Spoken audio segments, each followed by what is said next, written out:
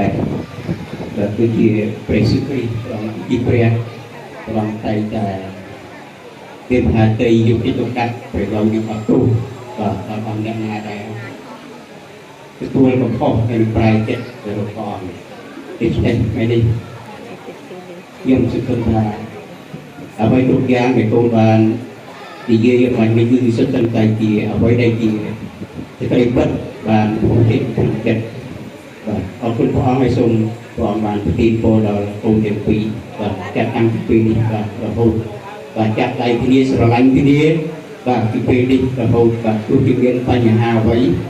កើតនៅក្នុងជីវិតសូមកូនទាំងពីរបានចូលនៅមានការអត់ធ្មត់ជាអត់ទោសបាទដល់គ្នានឹងគ្នាស្រឡាញ់គ្នា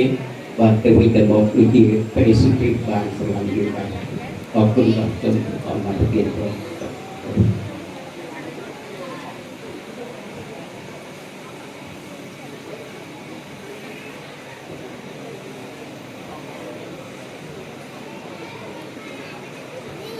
ាទម្ដាយគាត់និយាយចេញទេគាត់អំពើណាស់ដែលកូនបានបង្ហាញសេចក្តីស្រឡាញ់ថ្ងៃនេះ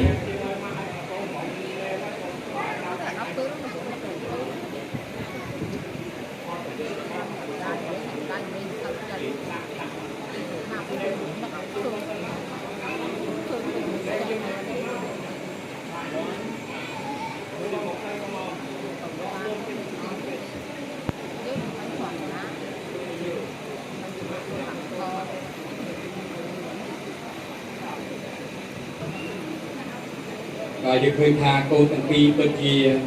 បង្ហាញនៅសេចក្តីស្រឡាញ់និងការថ្លែងអំណរគុណអត់ជ្រាលជ្រៅចំពោះលោកទាំងពីរដែលជាឪពុកម្ដាយខាងកូនកំឡោះដែលបានជួយចិញ្ចឹមបីបាច់ថែរក្សាអប់រំផ្ទះបងគ្រប់បែបយ៉ាងដោយមិនបានគិតអំពីខ្លួនឯងដើម្បីនឹងជួយទៅដល់កូនកំឡោះទីតារោឲ្យគាត់បានមានជីវិតហើយនឹងបានលើកថែនេះគឺជាអ្វីដែលពេលមួយដែលកូនបានចាប់ដើមដើម្បីនឹងយកឱកាសនេះដើម្បីបង្ហាញពីសេចក្តីស្រឡាញ់ទៅដល់លោកទាំងពីរដែលជាបាម៉ាក់ដែលគាត់ទាំងពីរនេះអរគុណយ៉ាងជ្រាលជ្រៅនៅអ្វីដែលអ្នកទាំងពីរបានលះបង់គ្រប់បែបយ៉ាងសម្រាប់កូន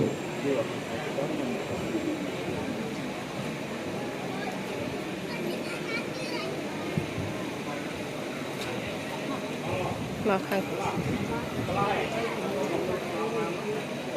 អរគុណបាទ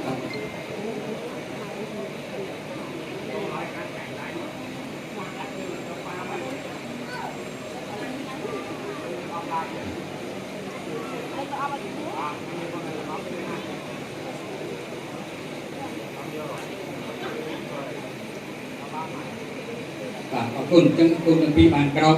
ដើម្បីនឹងទៅសម្ដែងនៅសេចក្តីស្រឡាញ់ទៅការលៀងជើងពុកម្ដាយខាងកូនកំឡុងបារម្ភ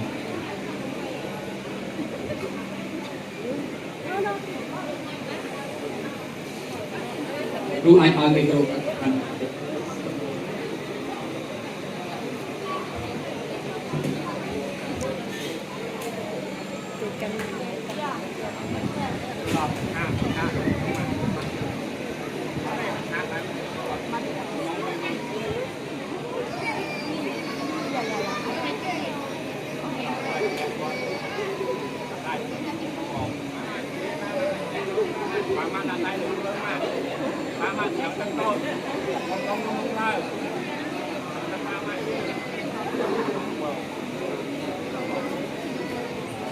បាទសូម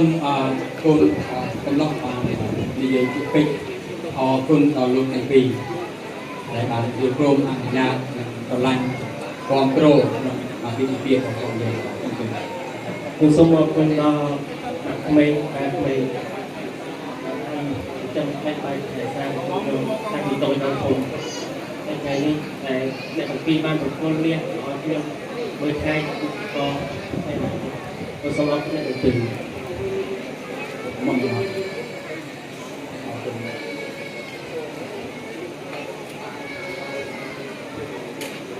ខ្ញុំទេកូនកំងមានឱកាសយើងអរគុណម្ដាយឪពុកយើងដែលបានបង្កើតបានលើកថែរក្សាតាំងពីនៅក្នុងផ្ទៃ គាត់បានជួយឧបត្ថម្ភគ្រប់បែបយ៉ាងគ្រប់គ្រងតាំងពីកុមារភាពរហូតដល់យើងបានពេញវ័យយើងអរគុណគាត់សម្រាប់គ្រប់យ៉ាងទាំងអស់បាទសូមអញ្ជើញ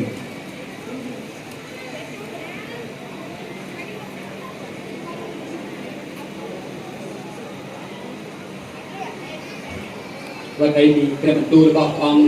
ទ្រង់សពថាទេឲ្យយើងធ្វើបែបដូច្នោះពីព្រោះអង្គសពថាទេឲ្យយើងគោរពឪពុកម្ដាយរបស់ផងខ្លួនកុំឲ្យបងប្អូនដែលមិនទាន់ជឿផងនៅឡើយគេច្រឡំ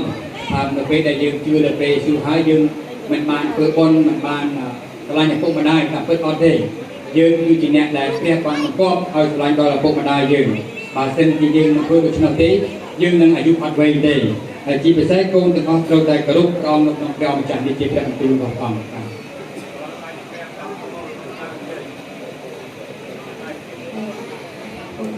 សម្រាប់ដំណើររបស់កូនហើយបងប្អូន